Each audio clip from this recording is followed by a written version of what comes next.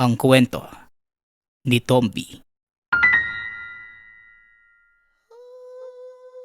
Ang kwentong ito ay hango sa totoong buhay. Mula ito sa isa nating tagapakinig. Naitago na lang natin sa pangalang Isko. Taong 2009.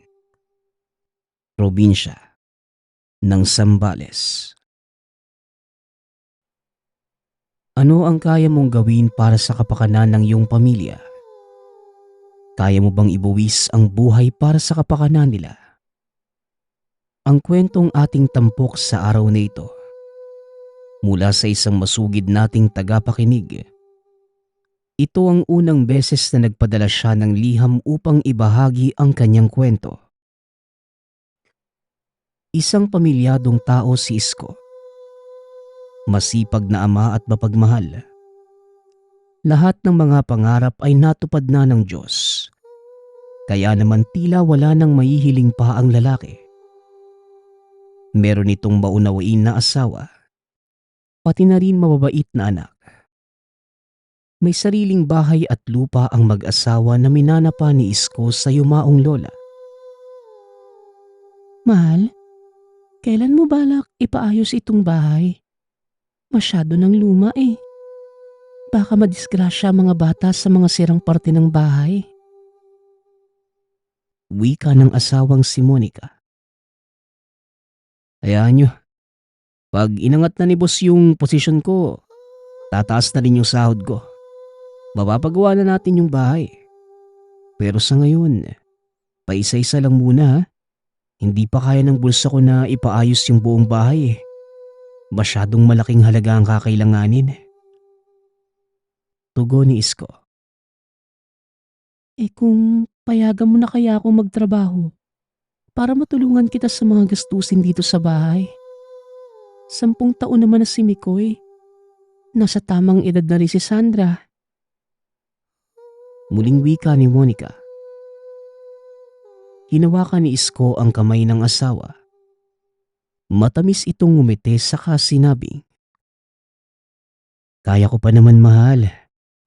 Saka na mahal ko. Ikaw na muna ang bahala dito sa bahay. Huwag tayong magmadali. Alam kong may magandang plano ang Diyos sa atin." Wika ni Isko. Napangiti na lamang si Monica sa sinabi ng asawa. Naghanda na lamang ang babae ng kanilang merienda. Bukod sa mabuti ang mag-asawa sa kapwa, makadiyos pa ang mga ito kaya naman hindi sila pinababayaan ng Panginoon. Masaya ang pamilya kahit napagod na sa trabaho si Isko. Napapawi ang hirap dahil maalaga ang misis at ang mga anak naman ay malambing. Nakapasa po ako sa eskwelahang nais ko. Balang araw, hindi mo na kailangan pang magtrabaho ng magtrabaho. Dahil ako na po ang bahala sa inyo ni Mama. Makapagtapos lang po ako bilang doktor, paniguradong itong buhay natin.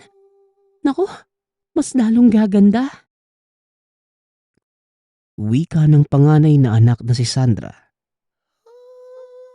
Talaga ba ate? Baka naman mamaya magnobyo ka tapos hindi ka na makapagtuon sa pag-aaral mo. Wika naman ng bunsong anak na si Mikoy. Aba, marunong ka na ng ganyan ha? Teka, wala akong nobyo no? Ni manliligaw nga wala. Masyado pa akong bata para sa bagay na yan. Marami pa akong pangarap no? Wika ni Sandra. Ayos lang naman sa amin anak na magnobyo ka. Hindi ka naman namin pinaghihigpitan ng papa mo. Basta alam mo lang ang limitasyon mo ha. Huwag magpapabaya sa pag-aaral mo. Paalala ni Monica. Naku ma, hindi na muna po no. Sakit sa ulo lang yung mga lalaki na yan. Mabuti sana yung makatagpo ko ng kagaya ni Papa. Yung responsable at may pangarap. Tugon ni Sandra. Natawa naman si Isko sa sinabi ng panganay. Ay nako, binubola mo pa ako anak ha. Ayaw mo ba ng kagaya ng kapatid mo? Sutil at makulit? Pabirong wika ni Isko. Si Papa naman dinamay pa ako dyan. Mas mabuti nang walang kasintahan si ate, no? Panigurado, mapapabayaan niya lang yung pag-aaral niya. Tsaka subukan lang nilang umakyat ng ligaw kay ate. Ihanda na nila yung mga bulsa nila, ha? Tugon ni Mikoy. Ay sus, kung kagaya lang din naman ni Mikoy tay, di baling wag na lang. Tatandang dalaga na lang ako kesa magkaroon ng nobyo na ubod ng sutil at kulit. Baka halos araw-araw, lagi akong galit. Wika ni Sandra. Napabusangot naman si Mikoy sa sinabi ng ate. Kung ano ang ayaw mo, yun ang ibibigay ko sa'yo. Sasabihan ko nga si Kuya CJ na kulitin ka para maiganti niya ako sa'yo. Ble! Tugon ni Mikoy. Patuloy lamang ito sa pang-asar sa ate. Habang patakbong umakyat sa hagdan papunta sa silid. Habang nagkukulitan ang magkapatid, naramdaman ng mag-asawa na tila ba gumigewang kaya naman naalarma ang mga ito. Kahit ang dalawa, napatigil at kagad na lumapit sa mga magulang. Pa? Ma? Baka po lindo lang yun. Nakakatakot naman. Mas mabuti po siguro lumabas na muna tayo. Wika ni Sandra. Ilang sandali ang lumipas nakarinig ng alingaw-ngaw sa labas ng bahay ang pamilya. Kaya naman dali-daling lumabas sa mga ito. Dito napagtanto ng pamilya na tama ang hinala. Upang masigurado ang kapakanan ng bawat isa, minabuti nila Isko na lumikas muna dahil malakas ang lindol sa lugar. Matapos ang ilang araw na pananatili sa pinaglikasan, umuwi na ang pamilya ngunit wala na silang naabutang tahanan. Dahil nasira na yon ng malakas na lindol. Tay, paano na po tayo niyan? Mama, ano na pong gagawin natin? Wala na po tayong bahay. Tanong ni Mikoy. Nakausap ko na ang tita nyo, doon muna tayo sa kanila ha. Habang iniisip namin ng papa nyo ang gagawin. Tugon ni Monica. Sa ngayon, ipapalinis ko muna dito ha. Titignan ko kung may mga gamit pa na pwedeng isalba at mabenta. Mabuti na lang pala, hindi pa tayo nagpapaayos ng bahay. Kundi, sayang lang ang pera eh. Wika ni Isko. Makakaraos din po tayo, tay. May awa po ang Diyos. Laban lang po tayo. Wika ni Sandra. Kahit papano hindi nahirapan ang pamilya dahil tinulungan ang mga ito ng mga kaanak. Habang hindi pa nakakapagpasya, pansamantalang nakituloy ang pamilya sa kapatid ni Monica. Makalipas ang isang linggo, doon lamang nakapag-usap ang mag-asawa. Dahil na mga nakaraang araw naging abala si Isko sa pagpapalinis sa kanilang nasirang tahanan. Mahal, ang sabi ni ate, bakit hindi mo na lang ibenta ang lupa sa malaking halaga? Tapos, bumili na lang tayo ng bago. Mungkahi ni Monica. Pero mahal, pamana pa sa akin yun ng lola ko. Kaya naman mahalaga sa akin yung tirahan na yun. Tugon ni Isko. Suwestyon lang naman, mahal. Kasi kung ipapagawa natin yun, matatagalan pa at mas mapapamahal pa tayo. Hindi rin ako sanay na nakikisukob tayo ng bahay. Buling wika ng asawa. Napahilamos na lamang si Isko. Alam niyang tama ang asawa at maging siya ay nahihiyan at nakikituloy sa poder ng kamag-anak ng asawa. Sige mahal, ihanap niya kamo ko ng bibili at mabibiling bahay at lupa para makapagsimula muli tayo. Wika ni Isko. Napatango naman si Monica at kinabukasan. Naibenta kagad ang lupa sa malaking halaga sa amiga ng ate ni Monica. Kagad na naghanap na mabibiling bahay at lupa ang mag-asawa. Mabilis namang nakahanap ang mga ito. Kumpleto na ang bahay na kanilang nabili sa halagang 2 milyong piso. At dahil 3 milyong piso na ibenta ng mag-asawa ang lupang minana ni Isko, ang natirang pera ay pinambili ng kagamitan ng mga ito.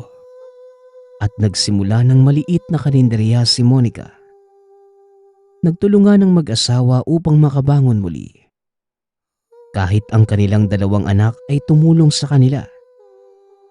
Maganda ang nabiling bahay nila Isko. 2 palapag at may 5 silid na sakto lamang sa kanila. Upang may bakanting silid para sa mga bibisita sa kanila.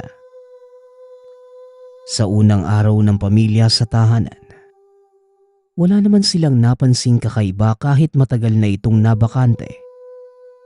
Maayos at malinis ang buong bahay bukod doon. Lahat ng kagamitan ay bago. Sobrang ganda po dito, Ma. Sariwa ang hangin dahil napapalibutan ng mga punong kahoy. Tsaka sobrang lawak. Wika ni Sandra. Mapalad nga tayo, anak eh.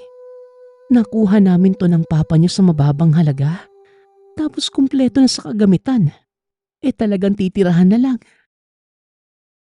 Tugon ni Monica.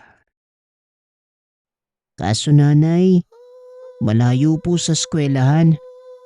Paano yan, mahahatid sundo mo ba ako? Tanong ni Mikoy. Ako na ang maghahatid sa'yo sa eskwelahan at magsusundo. Malapit lang naman yung pinapasukan ko sa paaralan niyo eh. Tugon ni Sandra. Hayaan mo Sandra.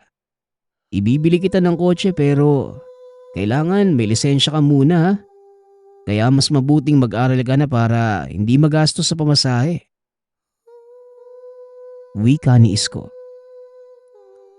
Unahin muna natin ang mga mas mahalagang bagay kaysa kotse ha. Sa ngayon, wag muna yan ang isipin mo mahal. Kundi ang mga iba pa nating bayarin. Sabat ni Monica. Tama si Mama Papa. Mas mahalagang mabayaran natin sila tita sa hiniram natin noon. Tsaka sana tuloy-tuloy na yung negosyo natin no? Tugon ni Sandra. Sana nga mga anak no. Mukhang maswerte ang bahay na ito sa atin ah. Sana tumaas na rin ang posisyon ko. Pangako masisipagan ko pa para mapansin ako ni boss. Wika ni Isko. Masayang nagkikwentuhan ng pamilya ngunit ilang sandali ang lumipas. Bigla na lamang nakarinig ng kalabog ang mga ito mula sa 2 palapag. Kaagad namang umakyat ang mga ito at nakita nilang nabasag ang muebles na nakapatong malapit sa bintana.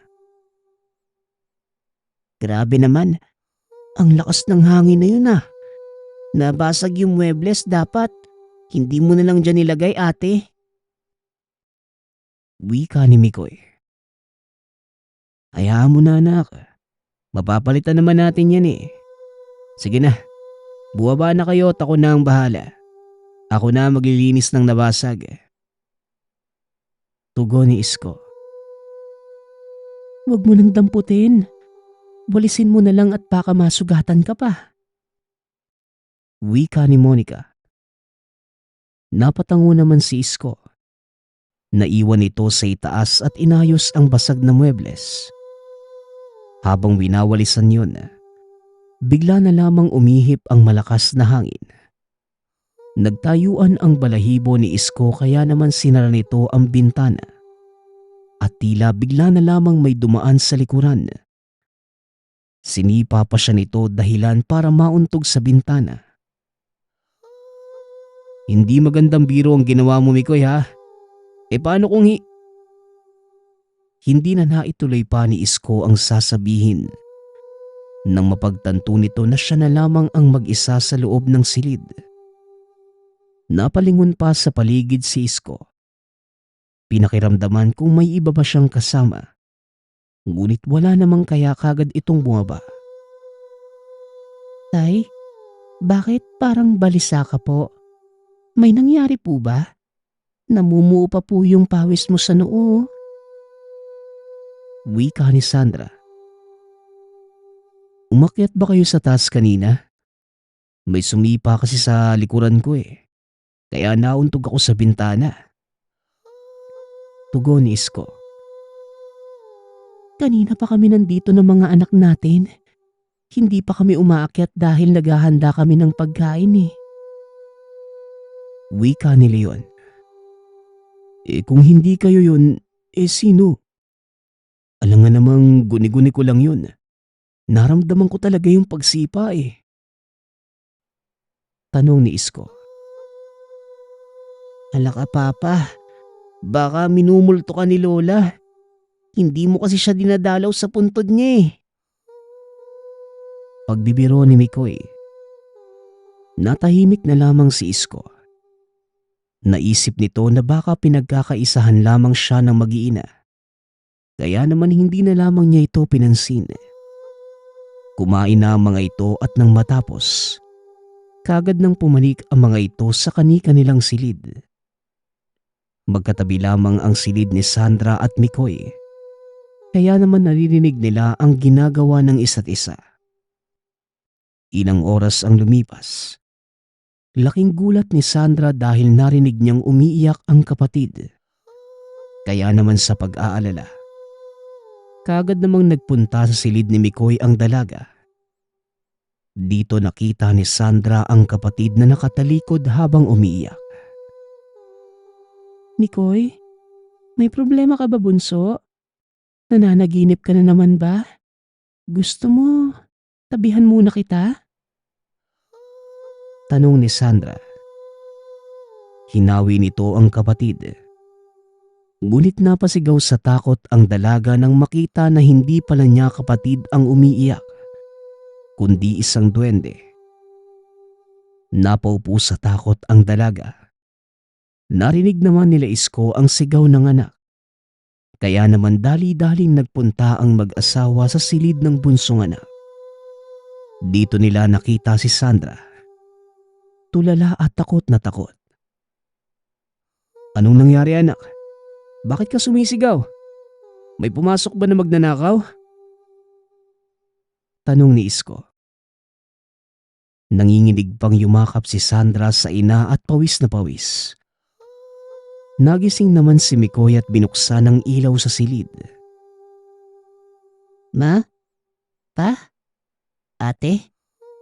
Ano pong ginagawa niyo dito sa kwarto ko? Tsaka, bakit po umiyak si Ate Sandra? Tanong ni Mikoy. May nakita akong itim na duwende. Nung nakatalikod siya, akala ko ikaw eh. Ginaya niya yung boses mo pero nung humarap, nakakatakot. Wika ni Sandra.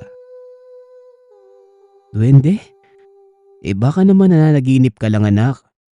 O kaya naman guni-guni mo lang yan. Wika ni Isko. Kumalma naman si Sandra. Napagtanto na maaaring nagkamali lamang siya. Matapos ang gabing yun, kailanman hindi na pumasok sa silid ng kapatid si Sandra.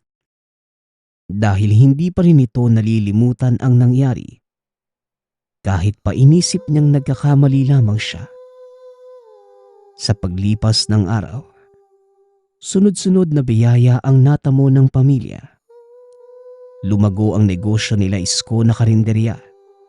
Tumaas na rin ang posisyon nito sa trabahong pinapasukan. Grabe naman ang biyayang pinagkaloob sa atin ng Diyos. Sobrang nagpapasalamat ako at wala na akong mahihiling pa. Lahat na lang ng bagay binibigay niya sa atin. Wika ni Monica. Napangiti si Isko sa sinabi ng asawa. Nagdiwang pa ang mga ito sa natamong promosyon ni Isko. Ngunit makalipas ang isang buwan, bigla na lamang nagkaroon ng sakit ang bunsong anak. Ma, Bakit po ganun sa tuwing may natatamo tayong biyaya? Para bang may kapalit? Kasi tumaas nga ang posisyon ni Papa sa trabaho. Pero heto naman si Mikoy, nasa ospital at may sakit. Hindi pa matukoy ng mga doktor ang karamdaman niya. Wika ni Sandra. Naku anak, huwag kang mag-isip ng ganyan ha. Sinusubok lamang tayo ng Panginoon. Sinusubok niya ang ating pananampalataya. Kaya naman sa halip na pag-isipan natin siya, magdasal na lamang tayo at magtiwala sa kanyang biyaya.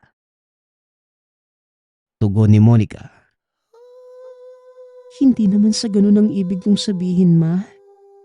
Napansin ko lang simula nang lumipat tayo sa bagong bahay. Sunod-sunod ang swerte sa buhay natin pero meron ding kaakibat na malas. Hindi po ba kayo nagtataka?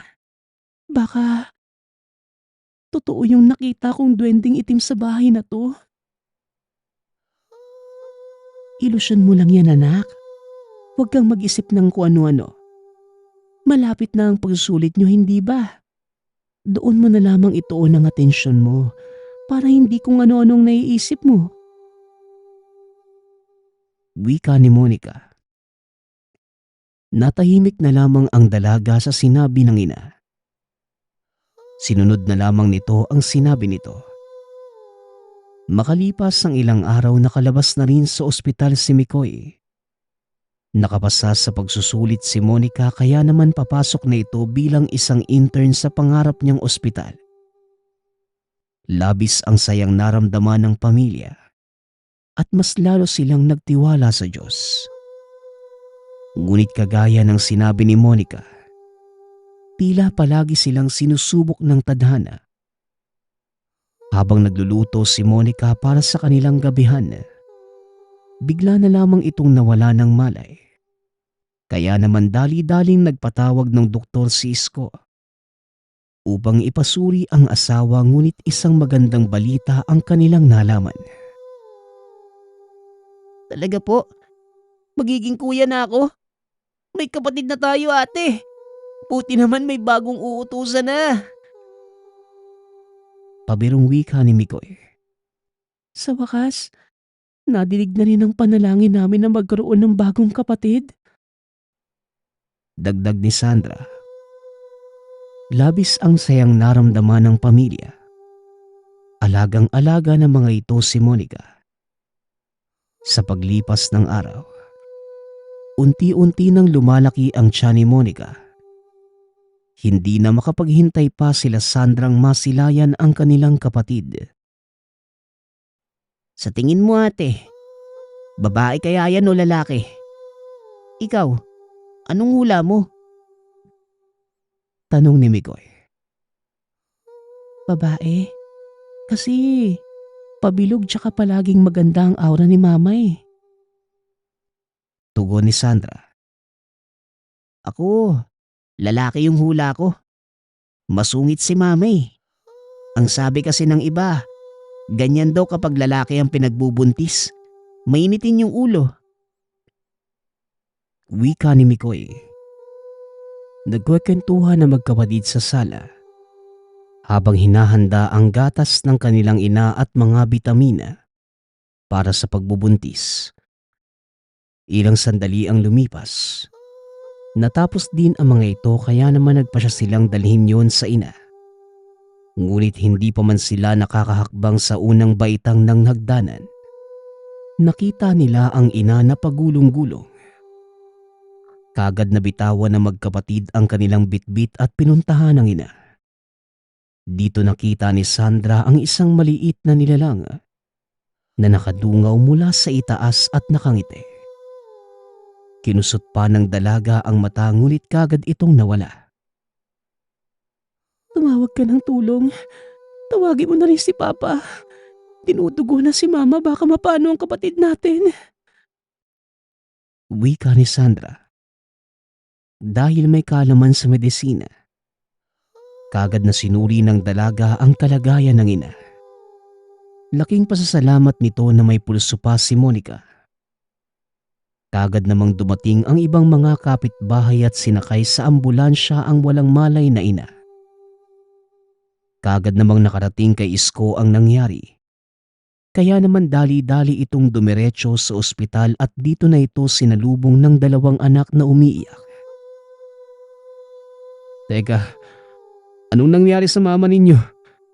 Kamusta siya? Anong sabi ng doktor? Tanong ni Isko.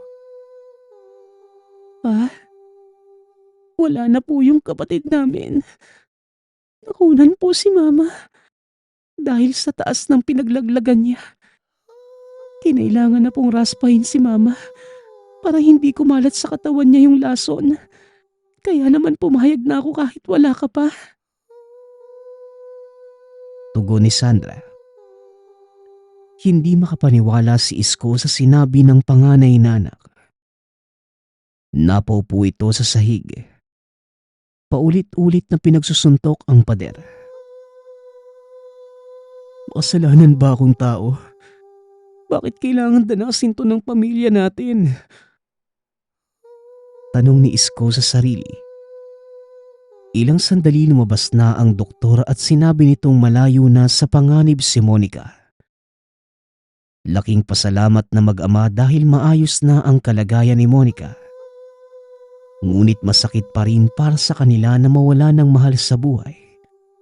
Kahit hindi pa nila ito nasisilayan. Sa pagdaan ng mga araw, masyadong naging abala si Isko sa asawa at hindi na nito napapansin ang nangyayari sa mga anak. Hanggang sa isang araw, laking gulat ni Isko dahil pag-uwi nito sa kanilang tahanan ay iyak ng iyak si Monica. Papa, si ate po nawawala. Hindi daw po pumasok sa eskwelahan tsaka walang nakakita sa kanya. Nag-aalala na nga po kami. Anong oras na hindi pa rin siya umuwi? Wika ni Mikoy. Kagad namang lumapit sa otoridad ang pamilya.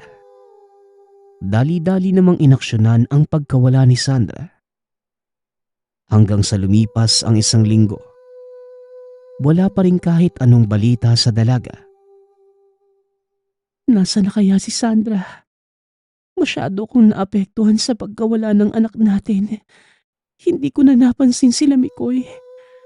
Kasalanan ko kung bakit nawawala si Sandra ngayon. Naging pabaya akong ina. Wika ni Monica. Huwag niyo pong sisihin yung sarili mo, Mama. Sana nga po bumalik na si ate. Nang nasa mabuting kalagayan. Tugon ni Mikoy. Labis na nangulila ang pamilya sa pagkawala ni Sandra. Hindi tumigil ang mga ito. Hanggang sa tila nawawalan na ng pag-asa sila Isko na mahanap pa ang dalaga. Ngunit nagising na lamang sila na nasa sala si Sandra. Ngunit tila wala na ito sa sarili. Ma, Pa, umalis na po tayo dito. Gusto niya tayong paalisin. Ayaw niya ng tao, gusto niyang siya lang sa bahay na ito. At kapag hindi tayo umalis, papatayin niya tayong lahat. Paulit-ulit na wika ni Sandra. Gulo-gulo ang buhok nito at napakadungis ng itsura na tila galing sa lansangan. Anak, ano bang sinasabi mo? Saan ka ba nagpunta? Nag-aalala kami ng sobra sa'yo. Tanong ni Monica. Kinulong po ako ng duwending itim. Nakatakas lamang ako dahil hindi ko kinain ng itim na butil na pilit niyang binibigay sa akin. May halimaw po sa bahay na ito. Umalis na po tayo, Nay.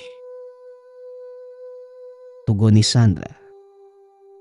Hindi ito nagawang awati na mag-asawa dahil bigla na lamang nagbago ang aura ng dalaga. Nagwala ito at nanlilisik ang mga mata. Paulit-ulit nitong sinasabing umalis na ang pamilya sa tahanan. Nang mga oras na yon, kahit si Mikoy ay natakot na sa sariling ate. Kagad na pinalabas ni Isko ang dalawa at humanap ang lalaki ng lubid at tinali si Sandra dahil nananakit na ito. Hindi na alam ng pamilya ang gagawin. Kaya naman minabuti nilang ikulong muna ang dalaga at lumapit ang mga ito sa isang albularyo. Naku, ang bahay na iyong nilipatan, tirahan ng isang itim na duwende. Ayaw nitong nakatira kayo doon, kaya naman unti-unti niyang sinasaktan ng pamilya mo, Isko. Galit na galit ito at pilit niyang pinapaalis ang pamilya mo. Kahit na pumaslang pa siya para doon. Wika ng albularyong si Mang Isador. Ibig sabihin, lahat ng nangyayaring kababalaghan sa pamilya namin, siya ang may gawa? Tanong ni Isko. Tumango lamang ang matanda sa tanong ni Isko. Gano'n na nga. At walang ibang paraan para mapalis ang duwending yon, kundi ang labanan siya. Tugon ni Mang Isador. Ano pong gagawin natin? Wala naman po akong kakayanan para matalo siya eh. Pero handa po akong gawin ang lahat para sa pamilya ko. Huwag kang mag-alala, dahil tutulungan kita. Paaalisin natin ang masamang duwende sa inyong tahanan na siyang nagpapahirap sa panganay mong anak. Wika ni Mang Isador. Matapos ang pag-uusap na yon, hinanda ng albularyo ang mga kagamitan at kagad nagpunta ang dalawa sa tahanan nila Isko. Dali-daling nagsimula ang albularyo. Gumawa ito ng orasyon sa buong tahanan. Sinimulan ng gamutin si Sandra. Galit na galit ang duwende nang makita ang albularyo. Kaya naman mas lalo nitong pinahirapan si Sandra. Ngunit desidido si Isko na mapalaya sa kanilang tahanan ang duwende. Sandra, anak, lumabang ka ha? Huwag ka magpapadaig sa nilalang na yan. Tandaan mo, mas makapangyarihan ng Diyos kesa sa kanya. Kaya ikaw itim na duwende ka. Kung naririnig mo ko, lumayas ka na sa tahanan namin. Kasama namin ang Diyos sa laban na ito. At alam naming hindi niya kami pababayaan. Sigaw ni Isko. Sabay na nagdasal ang buong pamilya. Habang hawak-hawak sila ng kamay at nag-oorasyon ng albularyo. Matapos ang mahabang dasal at orasyon, biglang huminto ang pagpatay-sindi ng mga ilaw. Bumalik na sa dating ora niya si Sandra at tuluyan ng nagising. Wala na ang duwende. Narito na siya sa maliit kong botelya. Hinding-hindi niya na kayo magagambala pa. At huwag kayong mag-alala. Dahil simula sa araw na ito, ligtas na ang inyong buhay. Protektado na laban sa mga nilalang ng kadiliman. Wika ni Mang Isador.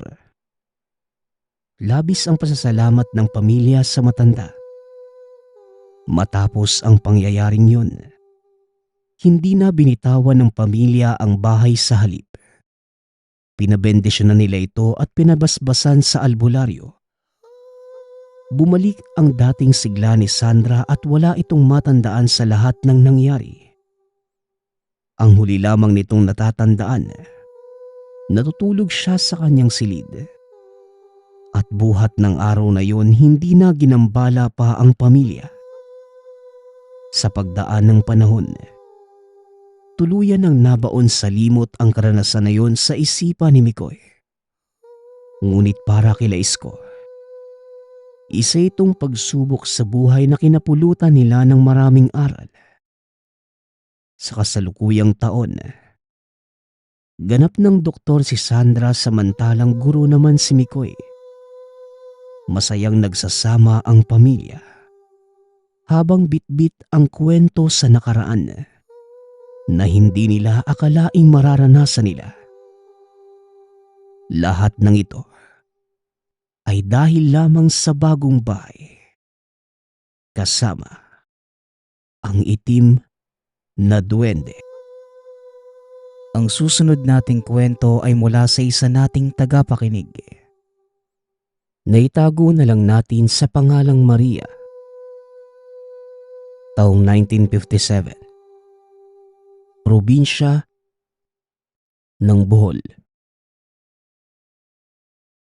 Sagana sa likas na yaman ang probinsya ni Maria.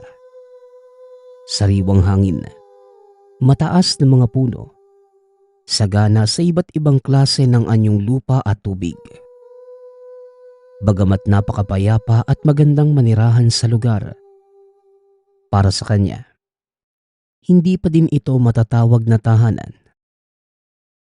Panganay si Maria sa pamilya kaya naman sa murang edad, na 13 taon, siya na ang inaasahang umako ng mga gawaing bahay, pati na rin ang iba pang mga responsibilidad dahil ang ina lamang ang nag-iisang nagtataguyod sa pamilya. Oh anak, may dala pala akong pasalubong sa'yo. Yung paborito mong laruan. O teka, bakit wala akong naaamoy na niluto ha? Tanong ng ina sa bunsong anak. Pasensya na po, Nay. Hanggang ngayon po kasi, tinatapos ko pa rin po yung mga labahan. Pero magsisimula na po akong Natigil sa pagsasalita si Maria. Ano ka ba namang bata ka? Simple-simple lang naman ang gagawin mo. Ni hindi mo pa magawa ng maayos. Abay, anong oras na hindi ka pa rin nakakapagluto? Pasensya na po, Nay. Si Bunso po kasi. Tinapunan po yung mga damit kaya kailangan ko pong... Ay, siya. Ang dami mong dahilan. Isisisi mo pa sa bunso mong kapatid yung pagiging irresponsable mo. Abay, bilisan mo na bago pa ako tuluyang magalit. Pag-uusap ng mag-ina. Hindi maintindihan ni Maria kung bakit gano'n na lamang ang galit sa kanya ng nanay. Napakaiksi ng pasensya nito pagdating sa kanya. Kahit isang beses hindi man lamang niya narinig ang pasasalamat o pagpuri mula dito. Tanging mga puna at masasakit na salita lamang ang naririnig niya mula sa kanya. Hindi katulad ng bunso nila na kahit na maging pasaway, hindi man lamang ito nakatikim ng kahit anong pagdidisiplina. Matapos gawin ni Maria ang mga gawaing bahay, napag-isipan niyang lumabas at maglakad hanggang sa makarating sa ilalim na malaking puno. Habang iniisip ang mga nangyayari, hindi niya maiwasang maiyak. Ano bang nagawa ko? Bakit? Ganun na lang ako itrato ni nanay. May nagawa ba akong masama? Para kasing mula pagkabata, ni hindi ko man lang naramdamang mahal niya ako. Wika ni Maria sa sarili habang umiiyak. Makalipas ang ilang minuto ay nakarinig siya ng mga kaluskos sa bandang likuran.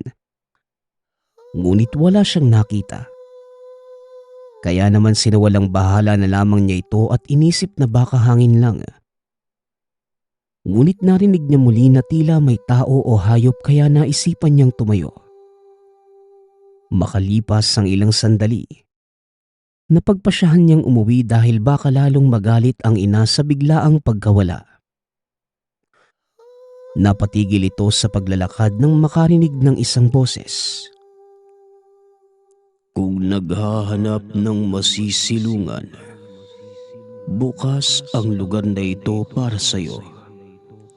Kung naghahanap ka ng masasandalan, palagi lamang akong nandito. Wika ng malalim na boses ng lalaki. Nagulat si Maria at kagad na hinanap ang pinagmumula ng tinig sa paligid ngunit wala siyang makita. Tumingin ka sa itaas, babae. Muling wika ng tinig. Laking takot at gulat ang naramdaman ni Maria nang makita kung ano ito. Isang kapre. Dali-dali siyang tumakbo papunta sa tahanan. Kahit na sermon mula sa ina ang bumungad sa kanya, dahil sa sobrang takot ay hindi na niya pinakinggan ng masasakit na salita mula dito. Hindi nakatulog si Maria kakaisip sa naging karanasan. Hindi niya alam kung tunay ba ang nakita o sadyang napakalungkot lamang ng buhay. Dahil bukod sa hindi siya masyadong gusto ng ina, wala rin itong mga kaibigan at higit sa lahat, wala na siyang ama. Bata pa lamang nang mamatay ito. Ngunit tandang-tanda niya pa rin na napakabuti at maalaga ng ama. Palabiro at maunawaing tao. Kaya naman ang nawala ito ay tila sinama niya sa paglisan ang saya ng pamilya. Nang mamatay din ang ama, doon na nagsimulang magbago ang tahanan. Bukod sa dami ng trabaho na kailangan ay hindi na rin siya nakakapasok ng eskwelahan upang mabantayan at maalagaan lamang ang kapatid. Nauunawaan naman ni Maria na pagod at hindi masaya ang ina sa sitwasyon ng buhay nila. Ngunit hindi niya maintindihan kung bakit kahit anong gawin na pagsasakripisyo para makatulong, hindi man lamang siya mapahalagahan o kahit pasalamatan man lamang. Isang araw, hindi na kinaya ni Maria ang mga sinasabi ng ina. Kaya umiiyak itong tumakbo palabas ng tahanan. Bagamat sanay na siyang makarinig ng sermon at panlalait mula dito, hindi niya kinaya na marinig na sana ay hindi na lamang siya ang naging anak. Muli niyang natagpuan ang sariling umiiyak sa ilalim ng malaking puno. Dito inilabas ng dalaga ang lahat ng luha at sakit na naramdaman. Hanggang sa lumipas ang ilang minuto, matapos maibuhos ang lahat ng sama ng loob, muli siyang nakarinig ng boses. Ano ba ang nangyayari sa iyo, babae? Bakit napapadalas yata ang iyong pag-iyak?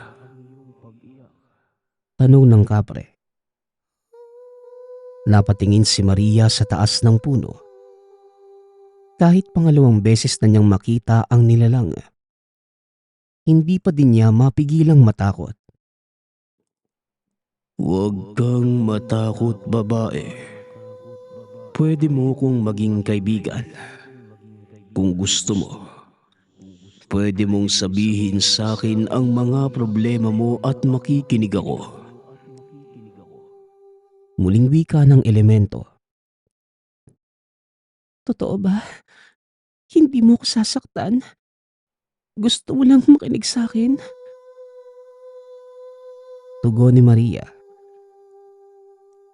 Oo, nandito lang ako. Hindi kita iiwan. Wika ng kapre. Napagpasyahan ni Maria na pagkatiwalaan ang elemento. Bagamat naroon pa rin ang takot, mas nangibabaw ang pasasalamat ni Maria sapagkat sa wakas, meron nang nakikinig sa kanya. Doon nagsimula ang pagkakaibigan ng dalawa. Madalas tuwing gabi pumupunta si Maria sa ilalim ng puno, nakikipagkwentuhan sa kapre. Habang lumilipas ang panahon, unti-unti na ring gumaan ang loob ng dalaga. Napansin naman ng ina na napapadalas na ang pag-alis ni Maria. Kaya naman isang araw, napagpasyahan niyang kausapin ito. Aba, mukhang napapadalas na ang pag-alis mo tuwing gabi ha. May kinikita ka ba? Tanong ng ina. Wala naman po, Nay. Gusto ko lamang pong magpahangin at mag-isip-isip. Tugon ni Maria. Abay, siguraduhin mo lang ha. Sa oras na malaman kong inuuna mo pa yung pakikipaglandian mo sa iba, kesa sa mga responsibilidad mo, itatakwil kagad kita. Banta ng ina. Napakadali niyo namang sabihin na itatakwil niyo ako, Nay. Ni isang beses po, hindi ko man lang narinig sa inyo ang pasasalamat sa pagsasakripisyo ko para sa pamilya natin. Para sa inyo. Hindi na ako nag-aral para kay Bunso. Buong araw akong pagod para lamang siguan po ninyo. At sabihan ng masasakit na salita. Ano po bang nagawa ko sa iyo, Nay? Bakit kung tratuhin mo ko? Parang hindi mo ko tunay na anak ka. Wika ni Maria. Hindi na kinaya pa ng dalaga ang emosyon. Lahat ng sama ng loob sa nakalipas na mga taon. Nailabas na niya. Akala ng dalaga sa mga oras na ilalahad niya ang nararamdaman. Makikinig na ito. Ngunit nagkamali siya. Imbes sa simpatya, pagsisisi o kahit anong emosyon mula sa ina, sampa lamang ang natanggap niya. Tinignan niya ng mabuti ang ina.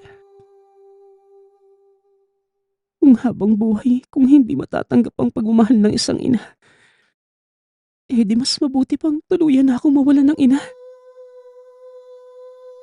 Wika ni Maria. Nag-impake ito ng mga gamit. Hindi naman umimik pa ang ina habang kinukuha ang mga gamit.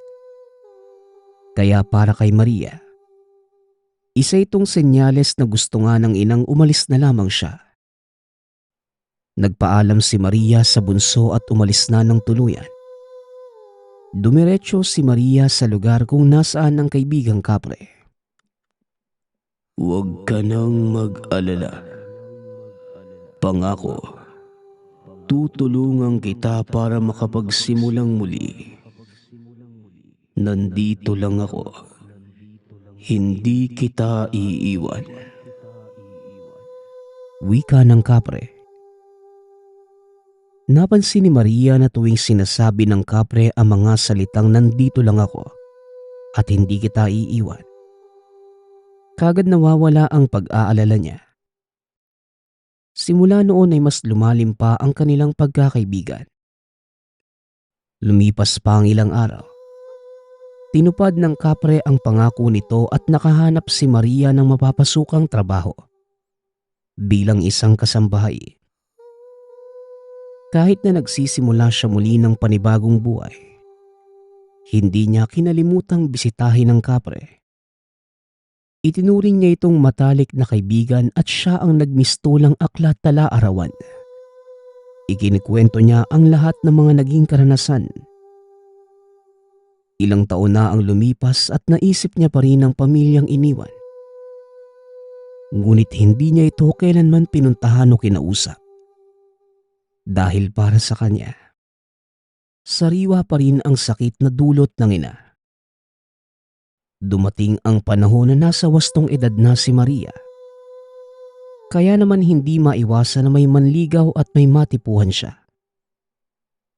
Isang gabi, habang nagkwekwentuhan si Maria at yung kapre. Ano? Parang ngayon ko lang narinig sa'yo na may natitipuhan ka. Sa dami mong nakwenta mo sa aking manliligaw, parang siya ang kauna-unahang nagustuhan mo. Wika ng kapre. Oo nga eh. Pakiramdam ko, iba siya. Hindi siya katulad ng karamihan ng mga lalaking nakilala ko. Tugon ni Maria. Maniwala ka sa akin, babae. Lulukuhin ka lang yan. Walang matinong lalaki sa mundo kaya wag mo na siyang pag-aksayahan pa ng panahon. Dito ka lang sa akin. Hinding-hindi kita sasaktan. Masaya naman ako sa iyo pero hindi naman habang buhay mag-isa lang ako. Siyempre, may plano naman ako mag-asawa at bumuo ng sariling pamilya at magkaroon ng sariling bahay. Hindi pwede. Hindi mo ko pwedeng iwan. Matapos ang ilang taon nating pagsasama, babaliwalain mo lang yun dahil sa isang hamak na lalaki? Tanong ng kapre. Ano ka ba? Hindi kita iiwan mo. Ikaw ang matalik kong kaibigan. Ang sinasabi ko lang naman, syempre, dadating din ako sa punto kung saan gusto ko ng mag-asawa at magkapamilya. Hindi. Ayoko nang merong kahati. Ako ang nauna at ako ang nandito para sa'yo kahit nung walang-wala ka pa. Hindi ako papayag na kitain mo muli ang lalaking yan. Kung ayaw mong may mangyaring masama sa kanya. Banta ng kapre. Teka, parang hindi ko nagugustuhan ng mga sinasabi mo ha. Walang nagmamay-ari sa akin. Ako lang ang may-ari sa sarili ko. At bakit mo naman ako pagbabawalang kitain yung gusto ko? Buhay ko to ah. Tugon ni Maria. Pasensya ka na. Hindi ko namang intensyon na diktahan ka pero tandaan mo ito. Iiwang ka lang yan. At kapag nangyari yun, huwag kang mag-alala. Nandito lang ako. Hindi kita iiwan. Wika ng kapre. Umalis na si Maria sa lugar. Hindi na niya nagugustuhan ang mga sinasabi ng kaibigan. Nagulat ito na magbago ang tono dahil dati naman napakamalumanay at maunawain. Isang araw habang naglalabas si Maria, nagulat siya na nagpakita ang kapre sa labas ng bahay ng amo. Anong ginagawa mo dito? Baka makita ka nila. Ano ka ba naman? Bakit bigla-bigla kang sumusulpot dito? Mamayang gabi pa ako babalik sa tambayan natin ah. Wika ni Maria. Aba, masama bang bisitahin ang nag-iisa kong kaibigan?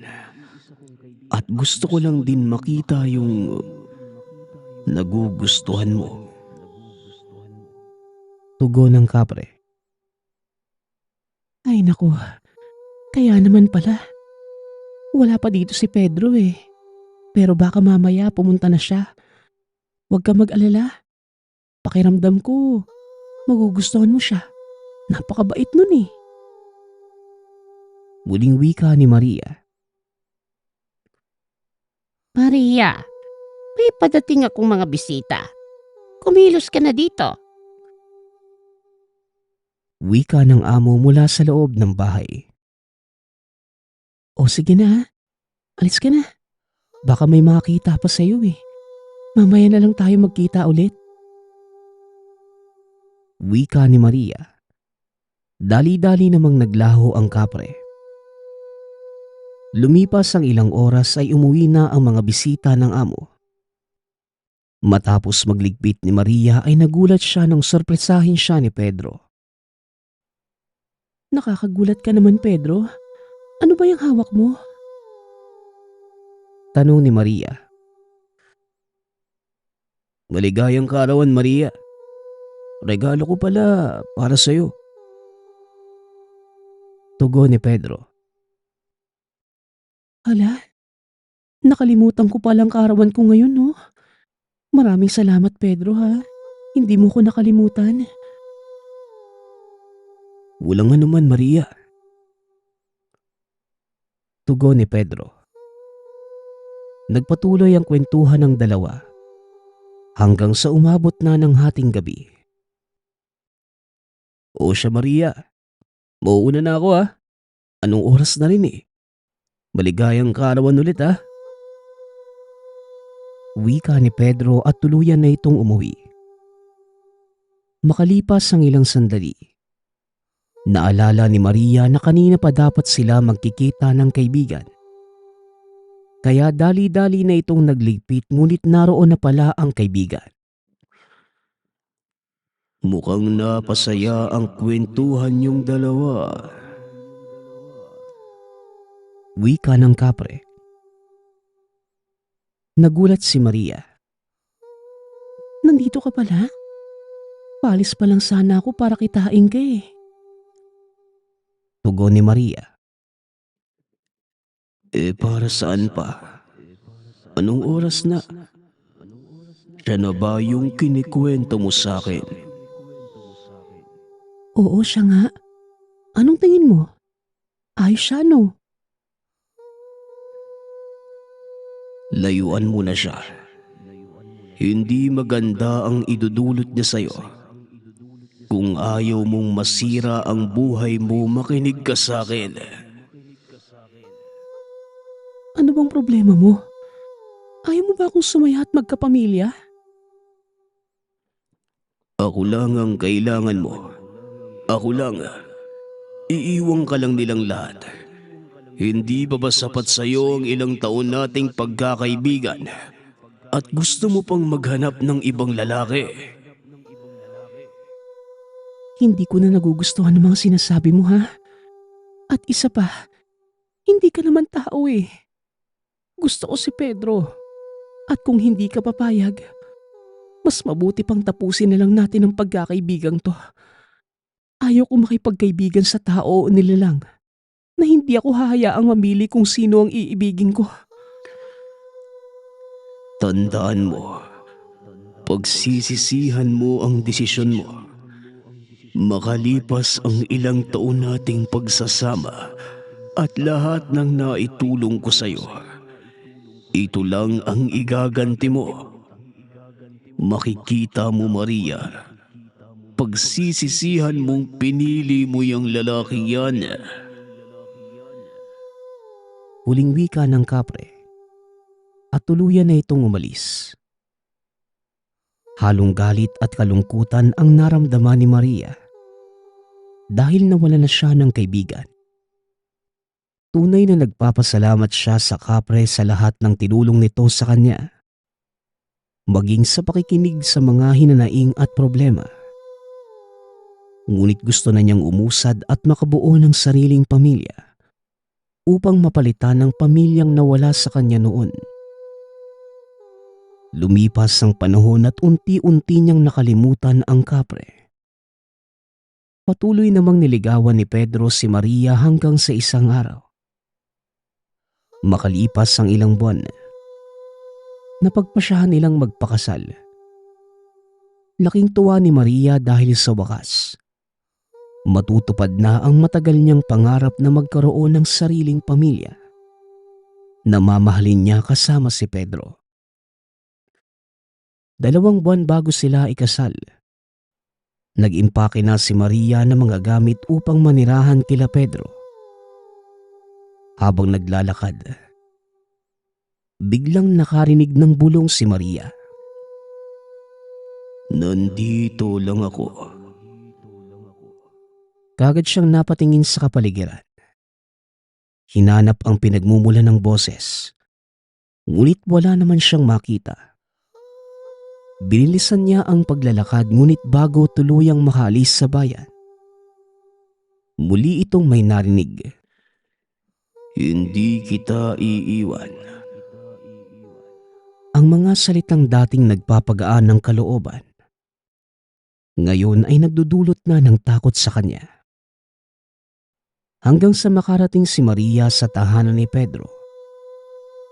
Bagamat natakot si Maria sa narinig, tuluyan itong nawala at napagpasyahan na lamang na maaaring imahinasyon lamang ito. Dahil lumipas ang panahon na wala namang nangyaring masama sa kanila. Paglipas pa ng ilang buwan at masaya silang namuhay. Ngunit kahit na masaya sa piling ng kasintahan, hindi maalis sa isip niya ang lungkot. Lungkot sa pagkawala ng pamilya at lungkot sa pagkawala ng kaibigan. Napansin ni Maria na kahit mag-isa lamang sa tahanan, dahil nasa trabaho si Pedro, pakiramdam niya ay tila may nakatitig sa kanya. Hanggang sa dumating ang araw na hindi inaasahan ni Maria. Hindi na umuwi si Pedro. Hindi malaman ni Maria kung ano ang nangyari at lumipas ang ilang araw na paghahanap. Ngunit walang balita tungkol sa kasintahan. Naku Maria, baka napano na si Pedro. Diyos ko, baka na aksidente. Huwag naman sana. Wika ng isang kapitbahay. O baka naman sa makabilang bahay. Wika ng isa pa. Naku Maria, may kakaiba bang kinikilos yung asawa mo bago siya nawala? Parang wala naman ho. Pero parang kabado siya palagi eh. Bago siya mawala, nagmamadali po siyang umalis. Inisip ko nga na baka sa trabaho niya ho yun. May tiwala naman po ko kay Pedro eh. Sigurado naman akong hindi niya ako lolokohin. Basta Maria, dalawa lang yan Na-aksidente at sumakabilang buhay yan. O kaya naman sumakabilang bahay na. Hindi mawawala ang asawa mo sa loob ng ilang linggo na walang pasabi man lang o balita kahit kanino. At lalo na buntis ka pa naman. Imposibleng iwan ka ng basta-basta. Maliban na lang kung nawala na siya o kaya may iba nang sinasamahan. Muling wika ng kapitbahay. Halong pag-aalala. Takot at kaba ang naramdaman ni Maria na mga sandaling yun. Hindi pa din niya mahanap ang asawa. Nagtanong-tanong na rin ito sa mga katrabaho ngunit pare-parehas lamang sila ng mga sinasabi. Na nagpaalam nang umuwi si Pedro ng araw bago siya mawala. Lumipas pa ang ilang araw. Kasama ng mga kapitbahay at barangay ay hinanap nila si Pedro. Ngunit hindi pa rin nila ito matagpuan.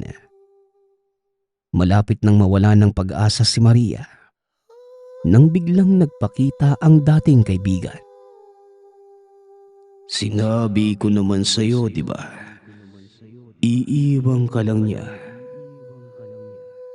Wika ng kapre. Bakit ka nandito? At anong nalalaman mo? Tanong ni Maria.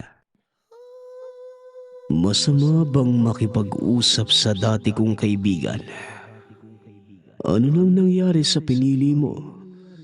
Balita ko sumama na sa iba. Hindi yan magagawa sa akin ni Pedro. Nagmamahalan kami. Hihintayin ko ang pagpabalik niya. At hindi kami titigil sa paghahanap sa kanya. Mabubuo din ang pamilyang pinapangarap ko. Katulad ka ng nanay mo. Kung hindi ka mapapasakin, hindi ko hahayaang sumaya ka sa iba. Ano? Anong ibig mong sabihin? May kinalaman ka ba sa pagkawala ng tatay ko? Hindi ako ang dahilan ng pagkawala ng ama mo. Pero alam ko kung sino ang may gawa. Huwag mo nang hanapin ang asawa mo. At katulad ng tatay mo, hindi niyo na siya makikita kahit ano pang gawin niyo. Sino? Sinong may gawa? Anong ginawa mo kay Pedro? Ibalik mo siya sa akin. Wika ni Maria habang tumatawa lang ang nilalang. At tuluyan ng naglaho. Hindi na muling nagpakita ang kapre sa kahit anong panawagan nito. Isang araw, natagpuan na lamang nila ang bangkay ng isang lalaki. Makalipas ang ilang buwan at matapos ang investigasyon, nalaman nilang nagkaroon pala ng pagkakautang si Pedro. At dahil hindi siya nakapagbayad, pinagtulungan siya ng mga pinagkakautangan. Nahuli ng mga kapulisan ng mga salarin. Kahit na nagkaroon man ng hustisya ang pagkawala ng asawa, tuluyan nang nanlumo sa narinig si Maria. Simple lang naman ang pangarap. Magkaroon ng masaya at kumpletong pamilya. Ngunit pinagkait pa din ito. Kahit na hindi naging maayos ang kalagayan ni Maria, napagpasyahan niyang maging matatag bilang pagmamahal sa yumaong asawa. At dahil dito ay malusog niyang naipanganak ang sanggol. Lumipas ang panahon. Umalis na si Maria sa bayan. Nanirahan na sa syudad kasama ang anak. Lumipas muli pa ang ilang araw, buwan na taon. Nakalimutan na niya ang puot ng nakaraan. Nakahanap muli ng bagong pag-ibig. Bagamat hindi man niya nalaman kung ano ang tunay na nangyari sa ama at kung may kinalaman ba ang kapre sa nangyari sa asawa, napagpasyahan niya na lamang na maging matatag at magpatuloy sa buhay. Lumipas ang ilang taon ay nakausap niya muli ang bunsong kapatid na lamang nasa mabuting kalagayan na ito at bago mawala ang ina, humingi ito ng tawad sa kanya. Nagsisisi ang ina nang umalis siya sa tahanan. Ngunit hindi niya na matunton ang kinaroroonan ni Maria. Kaya araw-araw na lamang, nagdasal ito na sana ay nasa mabuting kalagayan ng anak at mapatawad siya. Ginagawa yon ng ina hanggang sa huling hininga nito. Naiyak na lamang si Maria sa nalaman. Napatawad na niya ang ina. Sa kasalukuyan, masayang naninirahan si Maria kasama ang mga apo at sa wakas, natupad na rin ang pangarap na magkaroon ng masayang pamilya. Nalaman din niyang may kakayahan pala ang mga kapre na magpakita kung kanino lamang nila gustong magpakita. Kaya paalala niya sa mga apo, kung sakaling maengkwentro nila ito, palagi nilang tatandaan kung gaano sila kabuting kaibigan. Ganun din sila, kasamang kaaway. Nagpapasalamat nga pala ako sa nagpadala ng ating kwento. Nawa ay nagustuhan niyo ang inyong napakinggan. At katulad sa ating kwento, huwag tayong matakot na magtanggal ng mga negatibong tao o nilalang sa ating buhay. Lalo na kung nagdudulot na ito ng sarili nating pagkasira. Muli, nagpapasalamat ako sa lahat ng sumusuporta sa ating channel. Nawa ay patuloy niyong suportahan at pakinggan ang ating mga kwento. Hanggang sa muling pakikinig. Paalam.